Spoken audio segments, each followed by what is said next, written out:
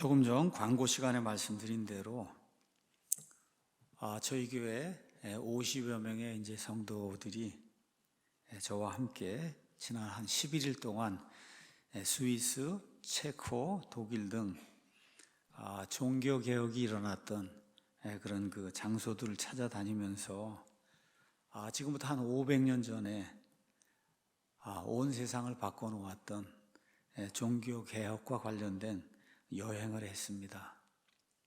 지금까지 여러 차례 여행을 했지만 아마 21세기를 살고 있는 또 21세기 교회를 하고 있는 이런 그 시점에서 가장 뜻깊은 그런 여행이었다, 이렇게 이제 여러분에게 말씀드릴 수 있습니다. 이번 주 금요일은 10월 31일인데 10월 31일은 1517년 10월 31일에 마르틴 루터가 비텐베르크 성 교회문에 95개 논제를 붙이면서 시작된 종교 개혁이래요. 그러니까 아마 올해가 508주년이 되는 것 같습니다. 시편 기자가 시편 119편 130절에서 이렇게 이제 이야기했습니다. 너무 아름다운 말씀이에요. 주의 말씀들이 들어오면 빛을 주며 단순한 자들에게 깨달음을 주나이다. 그러니까 하나님의 말씀들이 들어오면 빛을 준다는 거예요. 그리고 단순한 자들에게 깨달음을 준다. 다시 말해 성경 말씀이 들어오게 될 때 닫혀있던 문을 열고 개개인의 마음과 또 사회 속으로 하나님의 진리가 스며들 때 바로 그 순간에 빛이 비치고 여기 나온 단순한 자, 다시 말해 겸손히 그 말씀을 있는 그대로 받는 자, 지금식으로 얘기하면 성경대로 믿는 그런 자들에게 깨달음이 생긴다. 명철, 지혜로운 사람이 된다. 성경이 지금 그렇게 이야기하고 있습니다. 하나님의 말씀들이 들어올 때 빛을 주고 또 단순한 자들에게 깨달음을 준다. 이게 종교개혁의 본질이에요. 지금부터 500년 전에 일어났던 그 종교개혁, 그 종교개혁의 본질은 하나님의 말씀들이 들어온 겁니다. 인간의 사회에 또 그 종교개혁 운동을 일으켰던 그런 사람들의 마음속에 또 그들과 함께 했던 성경대로 살고자 그렇게 열망했던 그런 사람들의 마음속에 하나님의 말씀들이 들어올 때 빛이 들어오고 깨달음이 들어오고 이렇게 되면서 인간의 역사가 예수님이 오신 이래로 가장 크게 변하는 그와 같은 일이 생겨나게 됐습니다. 역사적으로 볼 때 종교개혁은 한 사람의 용기나 아니면 교단, 가톨릭 교회로부터 분리하게 되는 이런 그 분리운동이 아니라 하나님의 말씀, 즉 성경의 빛이 인류 속으로 들어온 그런 사건이에요. 그러니까 뭐 가톨릭 교회를 벗어났다 뭐 이런 거, 이거는 그 결과로 나타난 그런 열매고, 실질적으로 그 일이 왜 생겼냐, 하나님의 말씀들이 인간의 마음속에 들어오고 그 다음에 사회 속으로 파고 들어올 때 이와 같은 개혁의 열매가 생겨난 거, 이게 종교개혁의 핵심입니다. 여러분과 제가 알고 있는 것처럼 중세 천년의 그 암흑시대 동안 천주교 지배를 받는 그 동안에 그 암흑시대 속에서도 하나님은 단 한 번도 자신의 말씀의 등불을 완전히 끄신 적이 없어요. 예수님께서 이 반석 위에 내가 내 교회를 세우리니 지옥의 문들이 그것을 이기지 못하리라. 천주교 그 지배 아래 천년의 그 암흑시대를 거쳤지만 예수님의 교회, 그 교회를 이길 이 세상에 어떤 권세나 어떤 왕국도 없었습니다. 그래서 영국에서 위클리프가 일어났고, 체코에서 얀 후스가 일어났고, 독일에서 루터와 같은 사람들이 일어났는데, 이 모든 사람들의 마음속에 하나님의 말씀들이 들어가게 될 때 그 사람들이 그 사회를 밝히는 그와 같은 등불이 됐다. 이것이 종교개혁의 핵심입니다. 오늘날 우리 대한민국의 교회, 또 대한민국이란 나라 자체를 저와 여러분이 한번 생각해 보시면 정말 우리가 500년 전에 그 사람들이 겪고 있던 그 어둠의 시대, 그 시대를 또 한 번 겪고 있구나, 이런 생각을 정신이 올바로 든 사람이라면 가질 수밖에 없습니다. 교회라고 한 이름은 남아있지만 말씀의 권위가 약해졌어요. 이 교회에서 하나님 말씀대로 해야 되겠다, 말은 그렇게 이야기하는데 실제로 하는 것은 하나님의 말씀과 어긋나는 그런 일들을 하고 있고, 체험이 진리를 대신하고 있고, 가면은 성공해야 된다, 번영해야 된다고 하는 이런 번영신학, 기복신앙이 하나님의 거룩함을 대신하고 있습니다. 교회 가서 거룩함을 찾기가 어려워요. 이게 교회인지 장바닥인지 아니면 락음악 콘서트장인지 알 수 없을 정도로 교회가 타락해 있고, 이게 초등학교, 중학교, 고등학교 아이들 공부하는 교회 학교 가서 보시면 그냥 꽝꽝대고 그거 하는 그 방식으로 뭘 가르친다고 하는데 그건 하나님이 원치 않는 그런 일들이에요.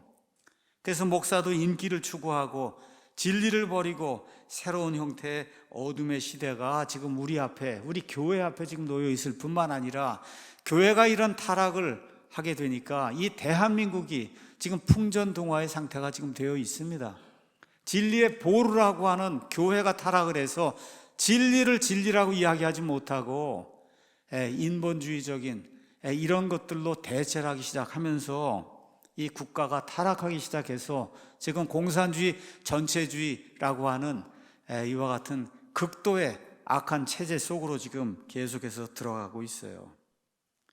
이 시대에, 21세기 대한민국 이 시대에 지금 하나님께서 우리에게 어떤 부르심을 주느냐, 지금부터 500년 전에 종교개혁자들이 부르짖었던 것, 오직 하나님의 말씀으로, 그렇죠? 이 말씀으로 돌아가라고 하나님이 우리를 지금 부르시고 있고, 그 부르심에 응답해서 저와 여러분이 지금 이 땅에서 사랑침례교회라고 하는, 그래도 어떻게 하든지 성경 말씀대로 살겠다고 하는 성경신자들의 모임을 지금 이루고 있는 거예요.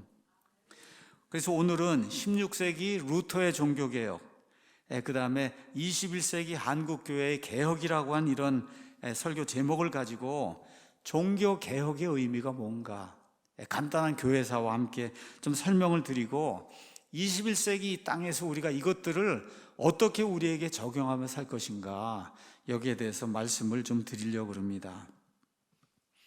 우리가 이제 중세 암흑기라고 이야기하는데, 중세 암흑기는 밀라노 칙령 이후부터 이제 시작이 됩니다. 교회가 세속화가 되는 거예요.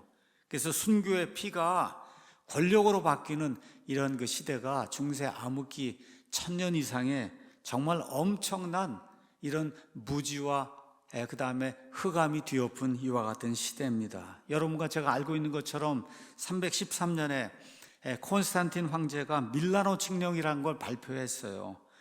많은 사람들이 이게 교회에 자유를 준 것이다 이렇게 이제 착각을 하는데, 실제로는 그것이 아니고 국가가 교회를 지배하는 이와 같은 시작이 되는 이 시기가 바로 밀라노 칙령입니다. 국가하고 교회가 하나가 돼서 결혼을 하는 거예요. 예수님은 카이사르의 것들은 카이사르에게, 그래서 하나님의 것들은 하나님에게 드리라고 해서 정교 분리, 신정정치를 폐지했는데, 신정정치가 다시 부흥이 돼서 국가와 교회가 하나로 결혼을 하는 이런 일이 밀라노 칙령 이후로 생기기 시작한 거예요. 그 전까지는 많은 고난을 받으면서 교회가 순수성을 유지하려고 노력을 했어요. 많은 성도들이 말씀을 위해, 복음을 위해, 심지어 생명까지도 내놓으며 어떻게 하든지 순결하게 교회를 지키려고 노력을 했지만, 밀라노 칙령 이후에는 교회가 이제 황제의 보호를 받는 거예요. 이교도들이 교회 안으로 쏟아져 들어오기 시작하는 거예요. 이교도들의 문화가 교회 안으로 들어오면서 이게 정말 하나님의 교회인지 이교도들의 교회인지 알 수가 없는 이런 뒤범벅이 되는 이런 혼란의 시대가 이제 생기기 시작했습니다. 교회의 주교들이 정치 권력과 결탁하고 황제는 교회의 머리가 된 거예요. 여러분, 믿지도 않는 황제가 교회의 머리가 돼서, 그래서 뭐 니케아 공회를 하고 이런 여러 공회를 다 누가 주관하냐? 황제가 주관하는 이런 아이러니, 믿지 않는 불신자가 저와 여러분의 신앙이 어떻게 돼야 한다는 것을 결정하는 이와 같은 엄청난 이교도적인 이런 관습이 자리매김하는 이와 같은 일이 생겼어요. 이렇게 되니까 하나님 나라와 세상 나라의 구별이 없어진 거예요. 여러분, 하나님의 나라와 세상 나라의 구별이 없어지면서 이때부터 시작해서 무려 1000년 동안 약 AD 400년부터 1400년까지는 온 세상 모든 학자들이 중세 암흑 시대라 부르는 이러한 시대가 이제 지속이 됐습니다. 교회는 외형적으로는 엄청나게 웅장하게 위대하게 이렇게 발전했지만 진리의 빛은 완전히 꺼져 있어요. 이번에 저희가 종교개혁 투어를 하면서 많은 교회라고 하는 게 거의 대부분이 다 가톨릭 교회인데 가서 보면 웅장해요. 지금도 어떻게 건물을 지었으면 저런 건물이 지금까지 저렇게 남아있을까? 너무 굉장합니다. 근데 안에 들어가면 다 우상 숭배하는 거예요. 안에를 들어가면 이와 같은 형태의 천주교회가 무려 1000년 이상 사람들의 영혼을 좀먹는 그와 같은 일이 지속이 됐습니다. 자, 교황제도가 확립이 됐어요. 로마의 주교가 자기 자신을 베드로의 후계자라고 주장하면서 교황제도가 이제 확립이 됐습니다. 교황은 자기를 가리켜서 뭐라고 얘기했냐? 내가 그리스도의 대리자다. 이렇게 이제 이야기하면서 자신의 권위를 신격화하고 절대적인 정치적, 영적 통치자가 됐어요. 그래서 교황이 왕들을 세우고 그다음에 왕들을 폐위하기도 하고 심지어 황제를 다스리는 이런 일, 여러분 상상이나 할 수 있는 일입니까 이게? 이러한 일이 중세 암흑 시대에 생기기 시작했어요. 그래서 교황이 높아지면 높아질수록 하나님의 말씀 밑으로 떨어지고 진리가 설 자리가 없게 됐습니다. 교황과 사제의 말이 성경 말씀보다 더 위로 올라가는, 더 높이 올라가는 이와 같은 엄청나게 무서운 일이 생기기 시작했어요. 하나님의 말씀을 들을 수 있는 것은 유일하게 미사 시간밖에 없는데 그 미사 시간에는 사람들이 알아듣지도 못하는 라틴 말로 몇 마디 이야기하고 그 라틴어로 진행이 되니까 아무것도 알아듣지 못하는 거예요. 성경은 다 금소로 만들어서 사람이 읽을 수 없도록 만들어 놨고, 그렇죠. 성경 가격이 워낙 비싸기 때문에 손으로 필사해야 되니까 성경을 볼 수도 없고 들을 수도 없고 이렇게 해서 1000년 동안 거의 구원받는 사람이 생겨날 수 없는 이러한 영적인 무지의 시대가 사람들에게 이제 닥치게 된 겁니다. 그래서 하나님의 말씀의 빛이 가물가물되면서 꺼지기 시작하니까 온 세상이 영적인 어둠에 잠길 수밖에 없는 이런 시대가 무려 얼마요? 1000년 이상이 지속이 된 거예요. 1000년 이상. 자, 이런 가운데 비성경적인 교리, 천주교의 영적인 타락이 계속해서 진행이 되면서 첫 번째 나온 게 면죄부. 돈을 헌금함에 넣으면은 그러면 너희 조상들의 죄가 또 죄로 인한 벌이 용서가 된다는 거예요. 용서가 된다. 그래서 루터 당시 종교개혁을 일으켰을 때 그 당시에 유명한 요한 테젤이라고 한 사람이 도시마다 돌아다니면서 면죄부를 팔기 시작했습니다. 그래서 면죄부 통 이번에 가보니까 있더라고요. 그 통에 내가 돈을 넣는 동전을 넣는 순간 딸까당하고 이 동전 떨어지는 소리가 들리는 그 순간에 내 할아버지나 내 할머니나 연옥에 갇혀있던 그 영혼들의 혼이 어디로? 천국으로 옮겨진다. 이렇게 속여갖고 수많은 그 가난한 사람들의 그 돈을 갈취해서 그 돈으로 이 로마에 있는 대성당을 짓는 이런 악한 일이 계속해서 생기기 시작했어요. 다시 말해 그 가난한 백성들의 그 두려움을 이용을 해서 그 가난한 사람들의 돈을 한 푼이라도 또 뽑아서 그래서 그걸 가지고 로마의 교황청을 짓고 주교와 사제들이 이런 그 환락에 사용하고 하는 이와 같은 일이 생기기 시작했어요. 연옥이라는 게 성경에 어디가 있습니다. 어디가 있어요? 연옥교리가 천주교에 의해서 세워지게 됐어요. 천국에 가기 전에 불과 고통으로 죄를 씻는 이와 같은 장소로 일단 가야 된다. 이렇게 이제 이야기해서 죽으면 특별한 일이 없는 한 연옥으로 가는 거예요. 그럼 여기 땅에 있는 사람들이 초를 사고 돈을 바치고 이렇게 해서 열심히 기도하고 이렇게 해야 연옥에서 많이 돈을 내면 빨리 옮겨지고 조금 돈을 내면 천천히 옮겨지고 이렇게 되니까 어떻게 해야 되겠어요? 많이 돈을 내고 초를 사고 기도를 하고 하는 이런 일이 이제 생기게 되잖아요. 그렇죠? 또 마리아 숭배가 정착이 됐습니다. 어거스틴 같은 사람을 통해서 이와 같은 그 마리아 숭배, 마리아를 하늘의 여왕이라고 부르고, 그래서 마리아가 우리와 하나님 사이의 중보자가 된다, 이러한 엄청난 이단 교리가 땅에 정착이 된 거예요. 성경 디모데전서 2장 5절은 한 하나님이 계시고 하나님과 사람들 사이에 한 중재자 곧 사람이신 그리스도 예수님이 계신다. 하나님과 사람 사이의 중재자는 예수 그리스도 한 분밖에 없습니다. 어떻게 마리아가 중재자가 되고 어떻게 성인들이 중재자가 될 수가 있어요? 그렇죠? 천주교회는 마리아가 중재자고 또 성인들이 많은 이런 그 공덕을 쌓아놨기 때문에 그 공덕이 차고 넘쳐요. 그래서 그 성인들에게 기도를 하면 그 사람들이 공덕을 나누어주면은 그러면 죄들이 빨리 용서가 되고 연옥에서 그 다음에 천국으로 올라간다고 하는 이와 같은 말도 안 되는 그런 교리로 사람들을 얽어매는 그런 일이 무려 1000년 이상 지속이 되고, 또 미사시의 화채설이라고 하는 거, 이걸 또 주장을 했어요. 그래서 사제가 이 빵과 그 다음에 포도즙에 축사를 하면 빵이 진짜 예수님의 살로 변하고 이 포도즙이 실제 예수님의 피로 바뀐다고 해서 실체가 바뀐다는 거예요. 그래서 저 하늘에 있는 그 예수님이 사제가 딱 축사를 하면은 여기로 쭉 내려와서 그래서 또다시 희생을 당하고, 그러니까 교회마다 수많은 교회에서 희생을 당하고 일주일이다 또 희생을 당하고 뭘 얘기하는 거예요? 예수 그리스도께서 단번에, 그렇죠, 단 한 번 영원한 희생 예물이 되셔서 우리의 모든 죄들을 완전히 제거하셨다고 하는 단번 속죄 이 희생 교리를 무시하는 이와 같은 일을 했어요. 또 성상을 숭배하고 또 유고를 숭배하고 모두가 다 하나님의 말씀에 정면으로 위배되는 그런 일들.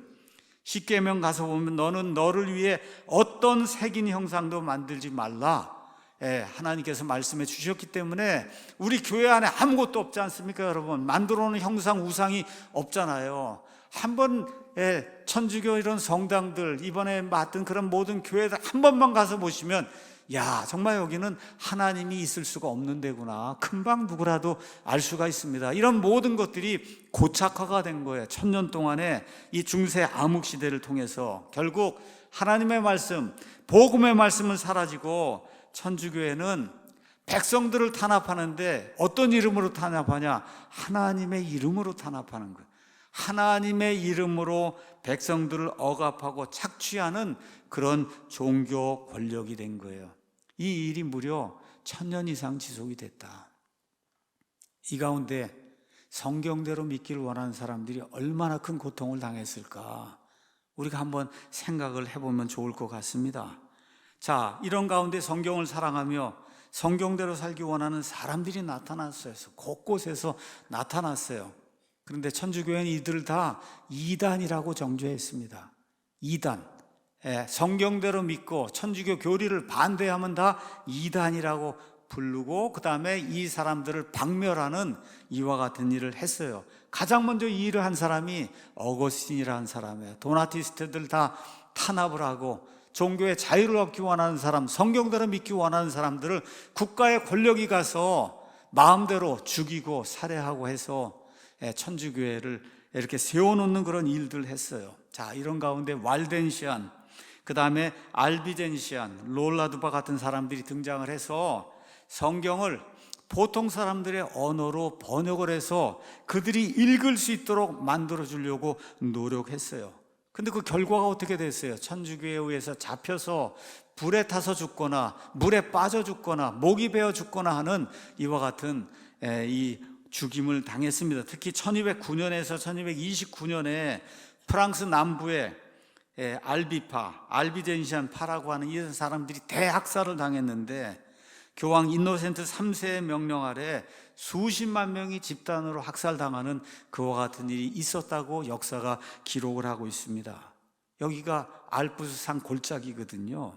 근데 하나님께서는 그 산 골짜기에서 하나님의 말씀을 책이 없으니까 어떻게 해요? 몇 구절을 암송하며, 그렇죠? 어떻게 하든 하나님 말씀들을 지키려고 한 이런 사람들 하나님께서 보존해 주셨어요. 그래서 그들이 피를 흘리며 이 땅에서 죽었지만 결국 그들의 피가 나중에 루터나 그 다음에 얀 후스나 그 다음에 틴데일과 같은 이런 그 종교 개혁자들이 심장을 울려서, 그래서 이들을 통해서 종교가 개혁이 되는 그와 같은 일이 이 땅에 발생을 하게 됐습니다.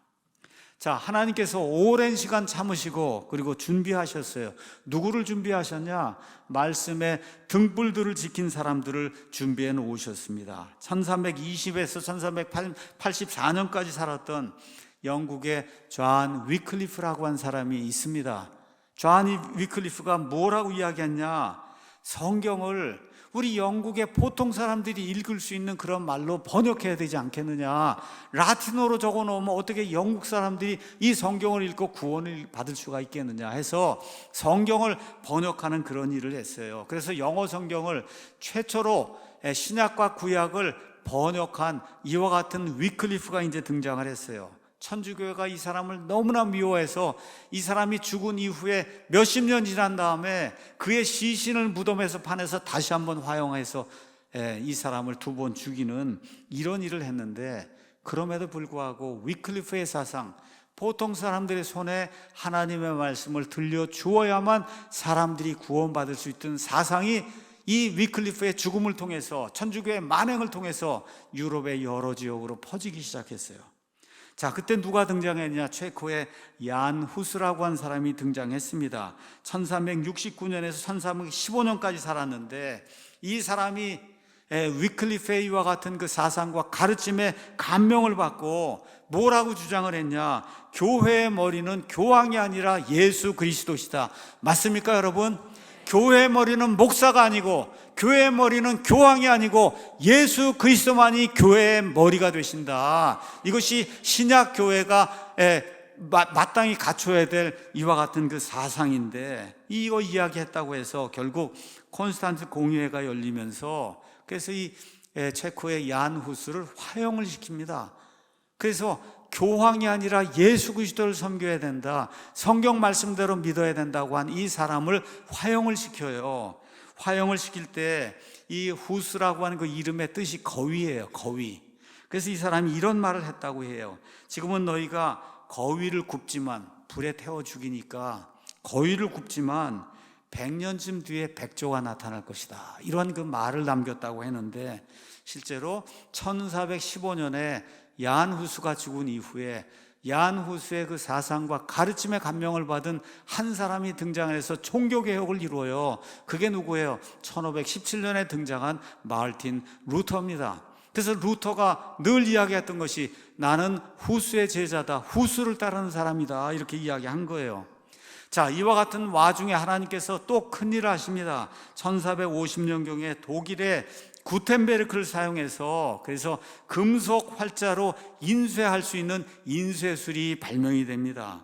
이렇게 되면서 모든 것이, 그전까지는 손으로 기록을 해야만 됐는데 이제는 어떤 사상이든 무엇이든 책으로 기록을 하면 순식간에 인쇄가 돼서 온 세상으로 퍼져나가는 이런 시대가 열리게 됐어요. 그래서 1517년에 루터가 95개조 그 논제를 이 비텐베르크 성에 문에다 갖다가 다 붙여놨는데, 그걸 사람들이 떼어다가 어떻게 해요? 순식간에 이거를 인쇄를 해서, 그래서 온 세상에 이 95개조 논제가 순식간에 퍼지는 그런 일, 얼마 만에, 2달 만에 온 유럽으로 다 들어간 거예요, 여러분. 2달 만에.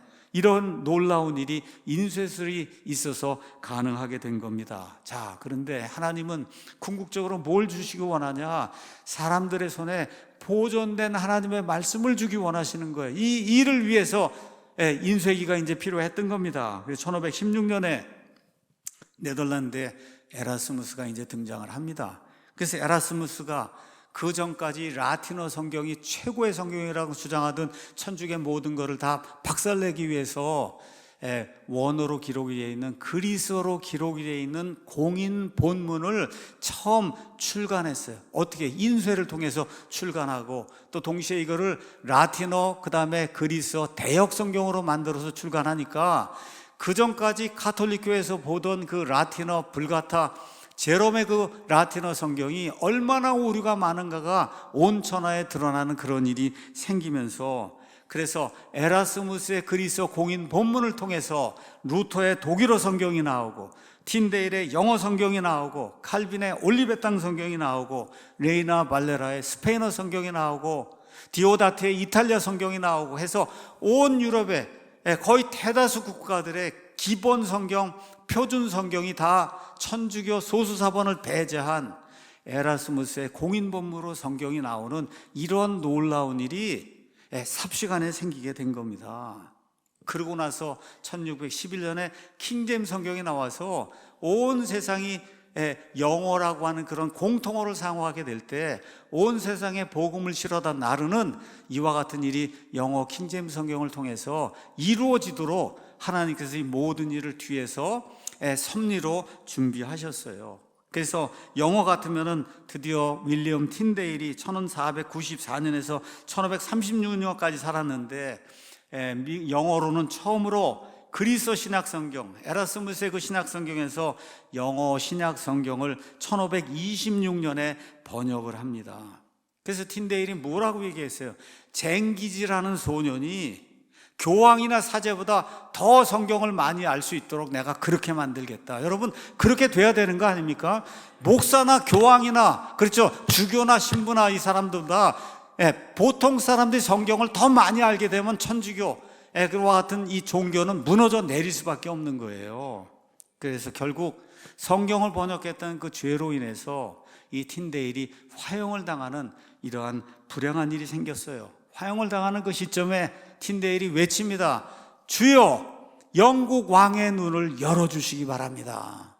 이와 같은 그 외침이 75년 뒤에 그 외침이 이루어져서 결국 킹제임스 성경이라고 하는 이런 하나님의 걸출한 그런 역본이 만들어지며 전 세계 모든 성경의 공통적인 기준이 되는 이런 성경이 생기게 된 거예요. 그럼 가만히 생각해 보시면 1400년부터 1520년까지 한 120년 동안에 모든 일이 한꺼번에 다 생겨버린 거예요.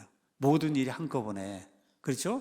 그래서 중세 암흑 시대를 무너뜨리는 그런 일, 그 일을 하시기 위해서 하나님께서 120년 동안 여러 나라의 여러 사람들을 다양한 방식으로 하나님께서 보존해 주시고 그들을 지켜주시고 그들에게 능력을 주셔서 하나님의 말씀이 모든 사람들에게 편만하게 퍼져나갈 수 있도록 하나님이 준비해 주셨다. 성도들의 기도, 하나님의 때가 무르길 때 드디어 성경을 통해서 종교개혁이 일어나게 됐고, 그리고 이 종교개혁을 모든 사람들에게 확실하게 보여준 한 인물이 등장했는데, 그 인물이 바로 마르틴 루터라고 하는 그런 사람이에요. 마르틴 루터의 주장은 뭐예요? 의인은 믿음으로 산다는 겁니다.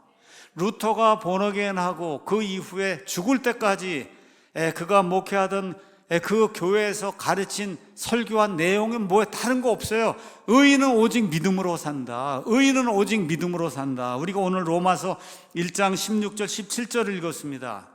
거기 가서 보니까 내가 그리스도의 복음을 부끄러워하지 아니하노니, 그냥 복음이 아닙니다, 여러분. NIV나 개혁처럼 그냥 복음이 아니라 내가 그리스도의 복음, 그리스도께서 우리의 죄들로 인해 죽으시고 묻히시고 성경 기록대로 다시 살아나신 것이 그게 그리스도의 복음이에요. 내가 그 그리스도의 복음을 부끄러워하지 아니하노니, 이는 그 복음이 믿는 모든 자에게 구원을 주시는 하나님의 권능이기 때문이라. 먼저는 유대인에게요, 또한 그리스인에게로다. 복음에는 하나님의 의가 믿음에서 믿음까지 계시되어 있나니 이것은 기록된 바 의인은 믿음으로 살리라 함과 같으니라. 루터가 참 순결한 사람이에요. 하나님 앞에서 의롭게 되기를 간절히 원했어요. 그래서 어떻게 했어요? 고행을 했습니다. 자학을 하고 금식과 기도를 자신을 정결하게 하려고 엄청난 노력을 했어요. 이번에 루터의 그 유물을 전시해 놓은 루터가 살던 집에 갔는데 거기 가서 보니까 20대 루터의 얼굴이 있고 30대, 40대, 50대 루터의 얼굴이 있어요. 우리가 지금 보고 있는 루터의 얼굴은 살도 이렇게 있고 보기 좋은 그런 얼굴이에요. 20대 루터의 얼굴을 보니까 그냥 깡마르고, 아니 어떻게 이 젊은이가 이렇게 될 수 있을까? 왜 그래요? 고행과, 그렇죠, 자학과 먹지 않고 어떻게 하든지 깨끗하게 살아보려고 이런 수련을 하다 보니까 얼굴이 아주 깡 말랐어요. 그냥 뼈만 남았어요, 그 얼굴이. 그런 모습의 그 얼굴을 가지고 하나님을 진실하게 추구했던 그런 사람이 루터였습니다. 근데 아무리 고행을 해도, 아무리 밤새고 기도하고 금식을 해도 마음에 평안이 없었어요.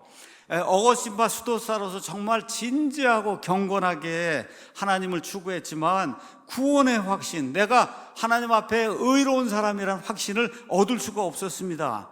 그래서 그의 주교, 그의 감독을 하던 이와 같은 그 신부가 로마에 한번 다녀오면, 그러면 로마에 가서 교황을 만나고 그러면 내가 분명하게 구원의 확신을 가질 수 있을 것이다 해서 루터가 로마에 갔더니 거기 있던 모든 성지에 다 썩었고 거기에 매음굴이 있고, 매음굴에 들락날락한 사람이 누구예요? 천주교 신부들이 거기 들락날락하고 교황이 애들을 다 낳고.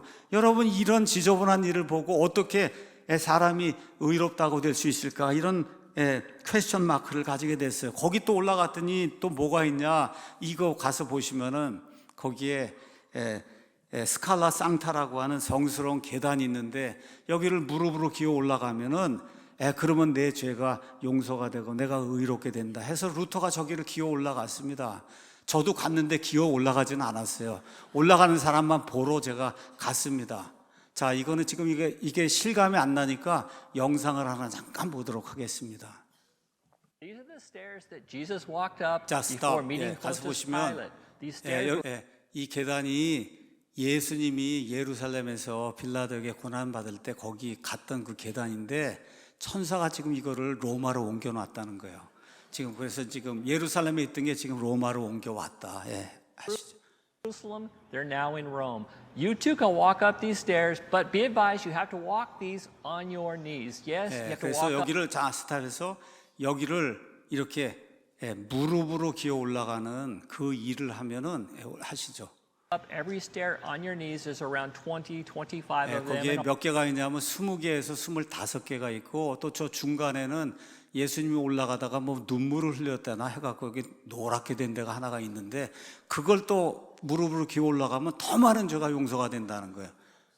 The experience is super memorable. 스톱. Super. 가서 보면 이 경험이 슈퍼 메모러블하죠. 너무나 기억이 되고 또 인스퍼레이셔널, 너무나 여러분에게 많은 감동을 줄 테니까 무릎으로 기어 올라가라고 지금 저 카톨릭 교회에서 선전하는, 그만하죠, 선전하는 영상이에요. 지금도 올라갑니다, 여러분. 지금도 올라가요. 지금의 교황청 그 짓기 전에 있던 데가 이 성당이거든요. 그래서 여러분이 로마에 가시거든 이 스칼라 상타가 있는 그 교회가 있으니까 한번 가셔서 보기만 하시고 올라가진 마시고 여러분, 여기로 올라가 봐야 사람이 의롭다고 하는 걸 여러분 느낄 수가 있어요? 안 되는 거예요. 안 됩니다. 불가능한 거예요. 루터가 죽을 고생을 다 해도 안 되는 겁니다. 자, 그래서 이번에 루터가 살던 집에 갔더니 거기에 이제 한 문장이 이렇게 이제 기록이 되어 있습니다. 그걸 제가 읽어 드릴게요. 중세 말기의 수도승이 종교 개혁자로 변화된 것은 단 한 번의 특별한 영감의 결과가 아니었습니다. 일이 어떻게 이루어졌냐? 오랜 기간 성경을 가지고 씨름을 하고 통찰을 하고 인식을 한 그런 결과로, 그래서 내가 믿음으로 의롭게 된다고 하는 그걸 얻은 거지, 어느 날 갑자기 하룻밤 사이에 딱 이게 들어온 게 아니다. 루터는 로마서 1장 17절을 읽었어요. 로마서 1장 17절 가서 보니까 복음에는 하나님의 의가 믿음에서 믿음까지 계시되어 있나니 이것은 기록된 바 의인은 믿음으로 살리라 한 것 같다. 자, 루터가 알고 있는, 천주교가 알고 있는 하나님은 의로운 분인데, 이 의로운 분은 징계만 하는 거예요. 벌만 주는 그런 하나님을 여태까지 알고 그렇게 살았는데, 성경 말씀을 읽어보니까 이 복음에는 하나님의 의가 있어서, 그래서 어떻게 돼요? 이렇게 징벌 주고 사람을 무섭게 만드는 그런 하나님이 아니라, 복음에는 사람이 믿음으로 의롭게 된다는 이런 말씀이 있다는 걸 루터가 깨닫게 된 거예요, 이 말씀을 통해서. 그래서 이거를 루터가 간결하게 이렇게 문장으로 표현했어요. 사람은 하나님을 통해 오직 은혜로만 자신의 죄들로부터 자유롭게 된다. 사람은 선행이 아니라 오직 믿음으로만 하나님의 은혜를 받는다. 하나님은 오직 성경을 통해서만 자신을 드러내신다. 사람은 오직 그리스도를 통해서만 구원을 받는다. 맞습니까, 여러분? 이걸 한 문장으로 요약을 한 거예요. 로마서 1장 16절 17절을 이렇게 요약을 해서, 그리스도의 복음, 그냥 복음이 아니라 그리스도의 복음을 통한 하나님의 의, 거저 주신 하나님의 의, 그 의가 내게 전가가 되는구나 하는 것을 이 말씀을 통해 깨닫게 된 거예요. 그러니까 의는 행위가 아니라 믿음에 의해서 사는구나 하는 것을 깨닫게 된 거예요. 이걸 깨닫는 순간에 어떤 일이 생겼어요? 루터의 영혼이 천주교와 죄와 사탄의 사슬에서 해방되는 그 일이 생긴 겁니다, 여러분. 이와 같은 일이 우리 모든 성도들에게 임해야 되는 거예요. 선행이 아니라, 내가 하는 무슨 일이 아니라, 오직 하나님의 은혜로 말씀을 통해서 예수 그리스도를 믿음으로 내가 의롭다고 여겨지는 것, 이 일이 우리 가운데 임해야 되는 겁니다. 자, 이 일이 1517년에 비텐베르그 성에 95개조 논제를 통해서 밖으로 이제 전달되기 시작했는데, 그때까지만 해도 루터는 종교개혁을 하리라는 건 생각도 하지 못했어요. 그 논제라는 게 뭐예요? 우리가 한번 같이 논해 봅시다. 면죄부가 이게 제대로 된 건지 안 된 건지 한번 논해 봅시다 하는 그걸 이렇게 돌렸는데, 이것이 세상으로 퍼져나가니까 천주교회가 가만히 있을 수가 없어서 어쩔 수 없이 4년 뒤에 보름스 제국회의를 엽니다. 1521년에. 거기 갔더니 까를 황제라고 하는 황제가 이 앞에 앉아 있는데, 황제 앞에서 요청을 하는 거예요. 요구를 하는 거예요. 내가 지금까지 책으로 만들고 지금까지 설교했던 모든 것을 철회해라. 철회해라. 철회하지 않으면 어떻게 죽는 거잖아요. 철회해라. 그래서 루터가 하루만 말미를 주기 바랍니다. 하루 동안 가서 고민을 하고, 그리고 황제와 그런 모든 종교 지도자들 앞에, 그 앞에서 엄숙하게 이렇게 선언했어요. 성경의 증거와 명백한 이성에 비추어 나의 유죄가 증명되지 않는 한 나는 교회와 공의의 권위를 인정하지 않겠습니다. 교황을 인정하지 않겠다는 거예요. 공의의 권위를 인정하지 않겠다는 거예요. 사실 이 둘은 오류를 범해왔고 또 서로 엇갈린 주장을 펴왔습니다. 내 양심은 하나님의 말씀에 사로잡혀 있습니다. 그래서 나는 아무것도 철회할 수 없고 앞으로도 결코 철회하지 않을 것입니다. 왜냐하면 양심에 반하여 행동하는 것은 안전하지 않을 뿐만 아니라 현명한 일도 아니기 때문입니다. 여기까지 이제 이야기하고는, 그리고 하나님께 부르짖는 거예요. 오 하나님이여, 나를 도와주시기 바랍니다. 내가 여기 서 있습니다. 나는 달리 어떻게 할 수가 없습니다. 아멘. 이렇게 하고 그 황제 앞에서 양심 선언하는 이와 같은 일이 보름수 제국회의 앞에서, 다시 말해 성경의 절대권이 사람이 아니라 하나님을 섬겨야 한다는 것을 루터가 이렇게 발표하면서, 그 한 사람의 투명한 양심이 1000년 동안 사람을 지배하던 이 교황의 모든 권위를 박살내는, 황제의 모든 권위를 박살내는 그러한 일이 생겼어요. 제가 오늘 이 설교를 왜 하느냐, 우리 모두가 그런 사람이 되기를 원하기 때문에, 사람을 두려워하지 않고 교단을 두려워하지 않고 기득권 세력들을 두려워하지 않고 하나님만 두려워하고 하나님의 말씀만 존귀히 여기는 그런 사람이 되기 원해서, 그래서 오 하나님아, 내가 여기 서 있습니다. 저는 달리 할 수가 없습니다. 철회할 수가 없습니다. 오직 하나님의 은혜로 예수 그리스도를 통해서 믿음으로 사람이 의롭게 된다는 거, 이것만을 저는 믿고 이것에 의해서 제가 거듭나고 확신 있게 하나님의 자녀가 됐다는 것을 선포할 수 있으면, 이렇게 이야기하는 사람이 되기를 원해서 제가 오늘 여러분에게 말씀을 드려요. 루터가 죽은 이후에 1555년에 아우스부르크에서 또다시 제국회의가 열렸어요. 그 제국회의를 통해서 뭐가 이루어졌냐, 믿고 싶은 대로 믿어도 된다. 그렇죠? 천주교 믿고 싶은 사람 천주교를 믿고 루터교를 믿고 싶은 사람 루터교를 믿어도 된다고 해서 드디어 황제에게 항의하고 프로테스트한 이런 사람들이, 그래서 사회에서 이 복음의 자유를 획득하는 그런 일이 루터라고 한 그 한 사람을 통해서 일어나게 된 겁니다. 이 일이 어떻게 된 거예요? 요한복음 8장 32절, 너희가 진리를 알리니 진리가 너희를 자유롭게 하리라. 너희가 진리를 알리니 진리가 너희를 자유롭게 하리라. 루터가 자유롭게 한 것이 아니라 진리가 저와 여러분을 자유롭게 할 줄로 믿습니다. 자, 그래서 종교개혁의 본질은 5가지 솔라로 요약이 되어 있는데, 오직 믿음으로 된다. 구원은 믿음으로만 되는 거예요. 오직 은혜로 된다. 구원은 내 선행으로 되는 게 아닙니다. 하나님의 은혜로 거저 주어지는 거예요. 구원은 오직 그리스도를 통해서만 되는 거예요. 목사도 아니고 교단도 아니고 교회도 아니고 마리아도 아니고 오직 예수 그리스도를 통해서만 되는 겁니다. 그렇죠? 그리고 이 모든 일이 하나님께 영광을 돌리는 일이다. 이 모든 일이 하나님께 영광을 돌리는 일. 그 일을 어떻게 알게 되느냐? 성경을 통해서만 아는 거예요. 그래서 오직 성경이 나오는 거예요. 이 모든 일은 성경을 통해서만 알게 되는 거예요. 성경만이 최종 구원이라고 하는 5가지 솔라가 나오게 된 거예요. 자, 그런데 여기서 말하는 성경은 뭐냐? 종교 개혁자들이 사용하고 외쳤던 그 성경은 열세구절에 없음이 표기되어 있는 천주교 소수사본에서 나온 그런 성경이 아니라 모든 말씀이 온전하게 보존되어 있는 다수 본문에서 나온 성경, 그렇죠? 올리베땅 성경, 레이나 발레라 성경, 틴데일 성경, 루터 성경, 킹제임 성경처럼 천주교회가 가장 미워하고 천주교회가 싫어하고, 그렇죠? 그것 때문에 많은 사람들이 순교를 당했던 이 다수 사본에서 나온 그 성경, 그 성경이 오직 유일한 하나님의 말씀이라고 하는 걸 믿게 될 때 이와 같은 5가지 솔라가 이제 나오게 된 거예요. 자, 이번 여행을 통해서 제가 안타깝게 느낀 것이 뭐냐? 대다수 사람들은 여기까지를 종교개혁이라고 생각해요. 근데 여기서 끝나면 종교개혁은 미완성인 거예요. 왜냐? 여전히 종교개혁을 했던 사람들이 주장한 게 뭐야? 아직도 유아세례, 아직도 뭘 주장해요? 아직도 국가교회. 그러니까 루터가 있는 데는 루터교회만 해야 되고, 그렇죠? 영국의 헨리 8세가 하는 데는 거긴 성공회만 해야 되고, 천주교는 천주교회만 해야 되고, 스코틀랜드는 장로교회만 해. 이게 국가교회예요. 그 나라에 들어가면 다른 건 못하는 거예요. 그러니까 아직 미완성입니다. 미완성이에요.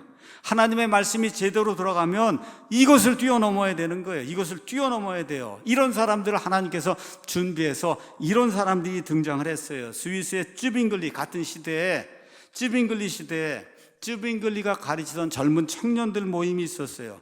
이들이 성경을 열심히 공부해 보니까 3가지가 확실해진 거예요. 이 5가지 솔라 외에 3가지가 확실해진 거예요. 첫째, 유아세례는 성경에 없는 비성경적인 교리다. 이걸 알게 된 겁니다. 그렇죠?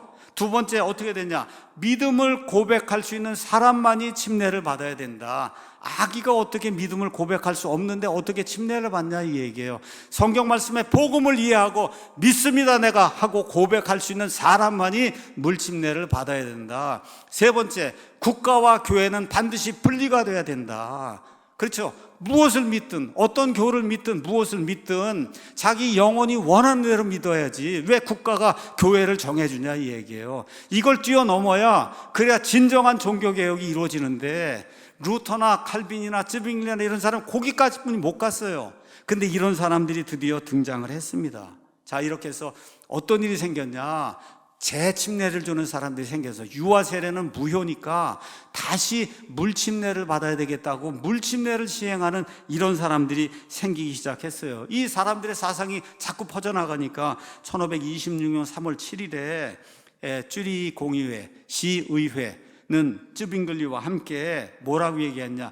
유아세례 받았는데 다시 성인이 새 침례를 받으면 이 사람은 교회의 법을 위반했기 때문에 수장형으로 물에다가 빠뜨려서 죽여야 된다, 이런 규정을 발표한 거예요. 그래서 드디어 1527년 1월 5일에 쯔빙글리하고 그 다음에 쭈리시 의회는 펠릭스 만츠라고 하는 사람을, 이 사람이 재침례를 했다 해서 이 사람을 수장을 시켜서, 그래서 이 강에다 죽이는 이와 같은 범죄 행위를 이제 하게 됐어요. 그래서 만츠가 이제 끌려가는데 그 옆에 만츠의 형과 어머니가 그 옆에 서서 결코 믿음을 버리지 말고 내 믿음대로 지키고 그리고 죽임을 당해야 된다. 여러분, 그 얼마나 슬픈 일입니까? 침례받는 것 때문에 죽임을 당하는 그런 일이 생겨요. 내 믿음에 따라 침례가 옳다고 해서 그거 받았는데 그것 때문에 지금 죽임을 당하는데, 아들이 끌려가는데 뒤에 어머니가 따라가면서 절대로 믿음 버리지 말고 그 믿음대로 살아야 된다 해서 결국은 이 만츠가 배를 타고 리마트 강으로 끌려갔어요. 손이 묶인 채 무릎 뒤로 당겨졌고 두 손 사이에 장대가 이렇게 놓였어요. 그래서 리마트 강 그 취리 호수에서 사람들이 밀어넣어서 익사해서 그래서 처형이 되는 그 일이 1527년 1월 5일에 생기게 됐어요.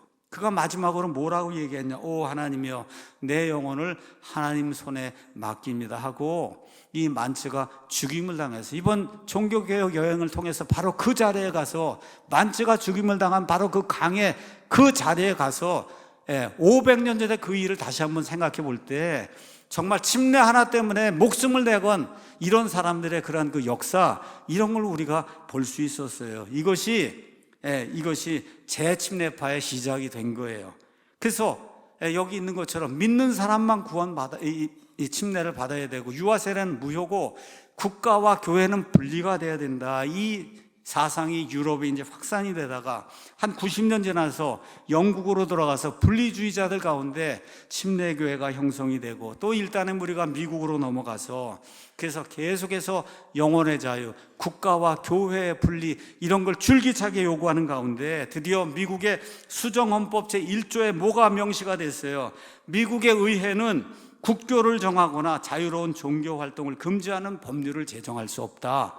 그래서 인류 역사상 처음으로 헌법에 정교 분리가 명시되는 이런 일이 생기면서 온 세상 모든 사람들이 영혼의 자유, 종교의 자유를 얻는 그런 일이 생기게 된 거예요. 그래서 미국 침례교회의 특징은 뭐냐? 종교 개혁자들이 부르짖었던 5가지 솔라, 그거 외에다 뭘 더했어요? 유아 세례 노, 그렇죠? 믿음을 고백하는 이 사람들만이 받는 침례, 마지막으로 국가와 교회가 분리가 되는 것, 그렇죠? 이것까지를 실현한 데가 바로 어디예요? 미국의 침례교회고, 이것이 진정한 신약교회고, 저와 여러분이 지금 여기서 하고 있는 사랑 침례교회가 바로 이와 같은 전통을 가지고 5가지 솔라와 함께 유아 세례는 노, 그렇죠? 믿는 자, 믿음을 고백하는 자만이 침례를 받고 국가와 교회는 분리가 돼야 된다, 이거를 믿는 이러한 신약교회 공동체가 바로 우리 사랑 침례교회가 된 겁니다. 그래서 21세기 우리가 이제 이 한국 교회를 보면서, 한국 사회를 보면서 정말 다시 한번 개혁이 필요하구나. 이 개혁의 핵심은 뭐냐? 성경으로 돌아가는 거예요. 성경으로 돌아가는 겁니다. 교단들이 심히 부패했어요. 매해 교단장 뭐 만든다 그러고 청회장 만든다고 하면 수많은 돈을 쓰고, 이런 것들이 세상에 보도가 되고 하면서 교회가 얼마나 큰 어려움을 겪고 있어요. 신학교가 좌경화가 됐어요. 인본주의화가 됐어요. WCC 이런 걸 통해서 종교 통합을 하는 그런 일이 한국교회에서 전 세계를 통해서 번져나가고 있습니다. 성경이 아니라 사람의 말이 우선이 되고 교단의 전통이 우선이 되고, WCC 또 그 외에도 신비주의, 신사도운동, 이런 것들이 교회를 지금 휩쓸고 있어요. 그래서 하나님께서 또다시 이 시대에 성경대로 믿는 사람들을 세우고 있습니다. 성경대로 믿는 사람, 성경 말씀 중심의 교회를 세우고 있어요. 온전한 하나님의 말씀의 회복을 하나님이 이루고 있습니다. 1611년 영어 킹제임스 성경은 종교개혁 이후로 모든 종교개혁 원리와 신약성경의 원리를 문장으로 기록한 보존된 말씀의 결실이 바로 영어 킹제임스 성경이에요. 모든 종교적인 신념, 신학적 가르침, 그렇죠, 지금까지 읽는 모든 청교도들의 그렇죠, 이 모든 것들이 다 킹제임스 성경으로 완결이 된 거예요. 성경 신자들의 성경이 된 겁니다. 그래서 21세기 한국 땅에도 진리를 붙드는 그런 성도들이 이전처럼 다시 이 땅에 일어나야 될 때가 된 거예요. 그래서 21세기 종교개혁은 반드시 성경으로 돌아가되, 어떤 성경? 하나도 빠진 데가 없이, 없음이 없이 온전한 하나님의 말씀이 보존되어 있는 이 다수본문 성경으로 우리가 돌아가야만 되는 겁니다. 결론의 말씀 드리겠어요. 주의 말씀들이 들어오면 빛을 주며 단순한 자들에게 깨달음을 준다. 시편 119편 130절. 너희가 내 말에 거하면 참으로 내 제자가 되고 또 너희가 진리. 하나님의 말씀, 그렇죠? 말씀 안에 거하면 예수님의 제자가 되고 또 너희가 진리를 알리니 너희가 자유롭게 되리라. 여러분, 자유로운 성도들이 돼야 됩니다.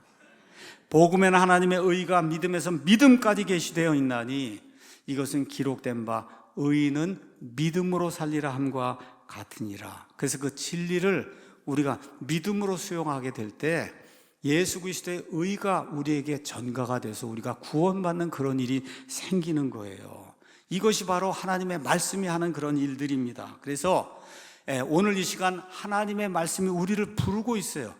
21세기 이 땅에 지금 사랑침례교회 서창동에서 이 모임에서 우리가 무슨 일을 해야 될까 다시 한번 깊이 생각하는 그런 시간이 되길 원합니다. 가장 중요한 것이 뭐냐? 하나님의 말씀이에요. 종교개혁의 핵심, 우리 베프티스트들의 핵심이 뭐냐? 하나님의 말씀입니다. 이 모든 것들의 중심이 뭐냐? 하나님의 말씀인데 이 말씀은 천주교 소수 사본에서 나온 부패된 것과 같은 성경 말씀이 아니라 하나님의 성도들이 목숨을 걸고 지켜온 다수 사본에서 나와 한 군데도 빠짐없이 보존되어 있는 하나님의 말씀, 다수 사본의 이 말씀, 루터의 성경, 칼빈의 성경, 틴데일의 성경, 그 다음에 우리 킹제임스 성경, 이런 성경을 가지고 하나님의 진리를 지키는 그런 일, 그 일을 바로 우리가 해야 된다. 이것이 종교개혁의 핵심이고 이와 같은 그 핵심을 기억을 하고 저와 여러분이 이 땅에서 하나님이 이루시고자 하는 그 일을 위해서 매진하는 하나님의 귀한 성도들이 되기를 예수 그리스도의 이름으로 축원합니다.